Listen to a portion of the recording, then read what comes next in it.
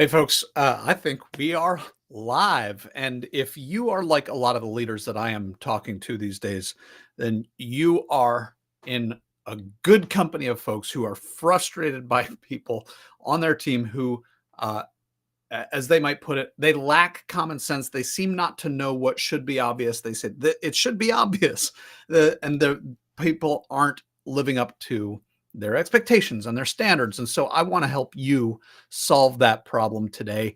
And I want to start with my sister's wedding. So a couple decades ago now, I think, uh, my sister got married and she decided to have a destination wedding. She brought us, she dragged us all to Costa Rica. And in the days leading up to the wedding, we're there, and she arranged for us all to go on a guided tour through the rainforest. We were, the wide trails through the rainforest with a guide. And I remember thinking and asking her, like, why bother with a guide? I'm not a guy who takes guided tours in general. I like to go at my own pace and see what I want to see and linger where I want to linger and bushwhack through the, off the beaten path over here. That's how I want to do things. And so I was like, why are we going to go with a guided tour? I'll let you guys go on the guided tour and I'll do my own thing. And she said, I think you're going to really want to be on the guided tour. Trust me.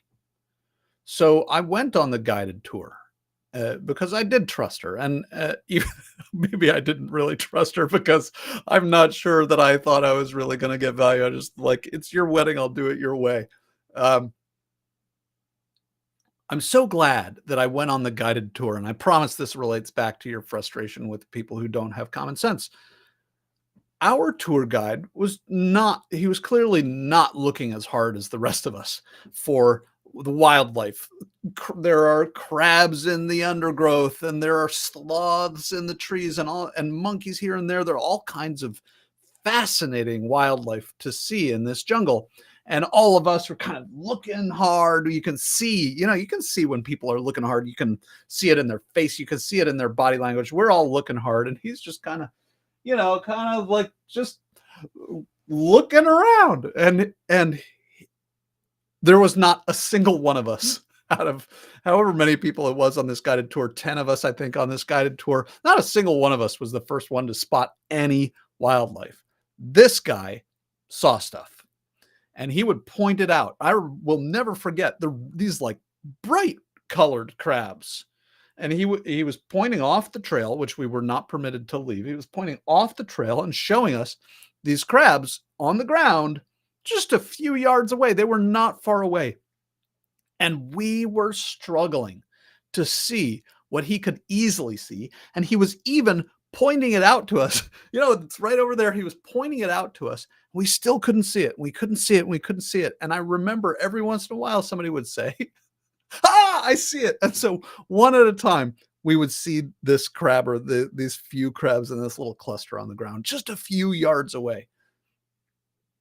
And at a great distance with his naked eye, he spotted a sloth, and we've all got our binoculars and we're listening to his instructions about how to find it. You look up, follow this tree up, find this particular landmark in the tree, move over a little bit to the left. It was hard for us to find the sloth, even with his clear and careful direction.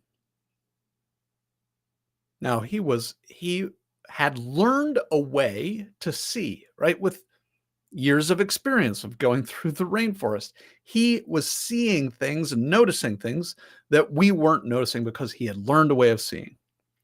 This is really different from a time that I went to not a planetarium, but an observatory with a giant telescope.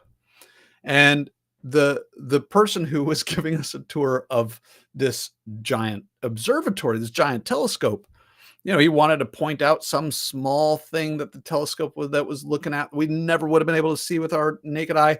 He moved the telescope, using these careful computer coordinates. And then he was able to create a little pointer even within the telescope view itself, so that when we looked, each of us one at a time looked into the reticle of the of the telescope, we could see this little thing. I remember similar things in a microscope, right? It was as if there's just this little needle that kind of points to, oh, this is what you're looking at. Now, the difference is really important between these two experiences. On my rainforest tour, I had to do a lot of work in order to find even what he was pointing out. I had to really bring my brain to it and start to learn the way of seeing that the tour guide was had learned over the course of his years of experience. He was able to carefully direct us. Really, we had to do the last bit of the work. Even when he was pointing things out, we couldn't see it. So we had to, there was a shift in our mind, a shift in our brain, a shift in our way of seeing in order for us to locate and spot and be able to really see what he was showing us. By contrast, what we were seeing at the observatory, the stuff up in the stars, we did no work to see it. Not worse. It was not a worse experience. It was the only way for us to have gotten that experience. But you are frustrated by people in your operation who lack common sense, perhaps, or you keep showing them how to do this and they still don't get it. You keep showing them how to make these decisions. You keep making these decisions. They come to you for help and you help them. You do it. You say, here, let me show you. And you take it out of their hands and you are perhaps doing it. And so you are right now, perhaps, the observatory guide, the one who creates no ambiguity whatsoever. This is the thing that you're looking for. This is how to do it. You walk them through it with no requirement that their brain start to connect A to B on their own, or even start to connect A to B to C to D. You say, all right, here's A and here's D. You figure out how to get from A to D. That's kind of like the experience that I had in the rainforest. I'm at A. He knows and can give me a window into where the thing is that I'm looking for, but I've got to figure out my way to B and then my way to C and then, here's my way to D. And so, if I had gone through that rainforest tour a second, a third, a fourth time, I would have started to see that wildlife on my own. If I had gone on that observatory tour a second, a third, a fourth time on my own, I would never have been able to start to pick out the celestial bodies that our guide was picking out. I would never have been able to do that because I wasn't learning. I was only seeing. So you're frustrated by people who lack common sense. Well, here's an important insight. There's no such thing as common sense. Common sense comes from common experience. And so I didn't have the experience of going through the rainforest over years. I did not have the same common sense, the same vision, the common vision that our tour guide had because we didn't have common experience. So the stuff that you think of as common sense is common for you and others who share some of your experiences. It is not common to the people you are frustrated with. Now imagine my tour guide had been frustrated with our inability to see the sloth in the distance. He wasn't frustrated, he was patient. He understood that we didn't have his common sense, we had different sense.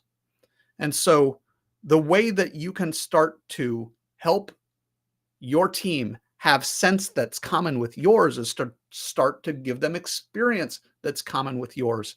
Instead of pointing to the sloth in this perfect, precise way, which the tour guide could have done. He could have carried a telescope and set it up and trained it directly on the sloth. It wouldn't have been as fun and exciting an experience, and we would not have learned at all to be better at seeing the sloth than we were when we began. So are you helping your team to generate the same sense that you have, to learn the way of seeing that you have, or are you solving it for them the way the observatory tour guide did for us? Are you narrowing in their field of view so that the last few steps are steps they have to take on their own, so that they are growing skill, growing judgment, growing the vision that you have? Or are you continually solving the problem for them so that they never grow the common sense that you have? What we think should be obvious isn't obvious. What's obvious to you is not necessarily what's obvious to me, and vice versa. And so I hope that this conversation has been useful to you. I'm Aaron Schmuckler, CEO and company culture engineer at the S Works, where we are working hard every day to help leaders like you cultivate the kind of culture where people and profits rise together. If there's anything that we can do to help, I hope you'll reach out. Thanks very much. Bye-bye.